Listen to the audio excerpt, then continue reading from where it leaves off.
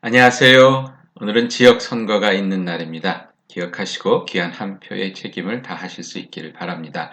오늘 본문에 보니 예수님께서 겟세마네 동산에서 잡혀서 끌려가신 곳은 안나스라는 사람의 집이라고 나와 있습니다. 그는 그의 대제사장의 일을 맡고 있던 가야바의 장인이라고도 소개되어 있는데요. 대제사장은 원래 아론의 혈통에서 그 직분을 이어가도록 되어 있었는데 주전 200년경부터 변질되어 그 뇌물로 그 직분을 사는 일도 있었으며 헤롯 왕 때에는 왕이 자신의 신복을 대제사장으로 임명하는 일도 있게 되었습니다. 그러는 가운데 59대 대제사장인 안나스는 로마 제국 아래 수리아의 총독으로 있던 구레뇨에 의해서 임명되었으며 그의 사위 가야바는 63대 대제사장으로 당시 유대를 다스리던 유대 총독 발레리우스에 의해서 임명되었습니다. 이런 안나스와 가야바는 성경에서 예수님을 붙잡아 신문하고 그를 로마군에게 넘겨주어 십자가에 못 박게 한 인물로 기억되게 됩니다.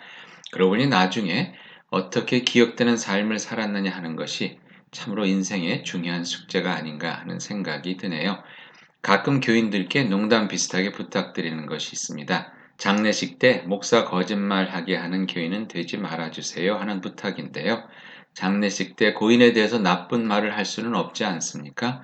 그런데 그렇다고 목사로서 거짓말로 신실하고 충성되게 살지 못한 분을 그랬다고 할 수는 또한 없고 말이죠. 하루는 아주 악명이 높은 이탈리아의 갱단 두목이 죽었답니다. 역시 악명 높은 그 두목의 동생이 마을 신부님께 와서 이렇게 협박을 했답니다. 장례식을 집례해 주는데 자신의 형님이 성인 같은 삶을 살았다는 말을 꼭 해달라는 것입니다. 고민 끝에 장례식을 집전하게 된 신부님은 그 깽단 두목이 평생 도둑질, 살인, 마약, 간음 등 얼마나 나쁜 일을 했는가를 쭉 열거했답니다.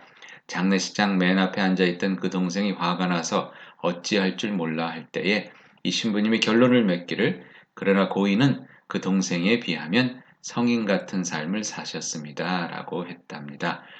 이렇게 억지 성인으로 기억되는 삶이 아니라 착하고 충성된 종으로 주님께 칭찬받는 종이었음에 조금 더 의심이 가지 않는 그런 아름다운 삶을 사실 수 있기를 이 아침 축원드립니다. 장례식 때 여러분을 그리워하는 이웃, 자손, 후배들이 저마다 입을 열어 존경을 표할 수 있는 삶이 되도록 오늘 하루 선한 마음, 선한 손길로 채우시길 또한 축원드립니다. 기도하시겠습니다. 귀한 하루를 허락해 주신 주님, 오늘도 주님의 선하심으로 채워지는 하루가 되기를 소원합니다. 하나님 나라에서 아름답게 기억되는 복된 하루가 되기를 예수님의 이름으로 기도하옵나이다. 아멘. 열정을 다해 선하게 사는 하루 되길 축복합니다.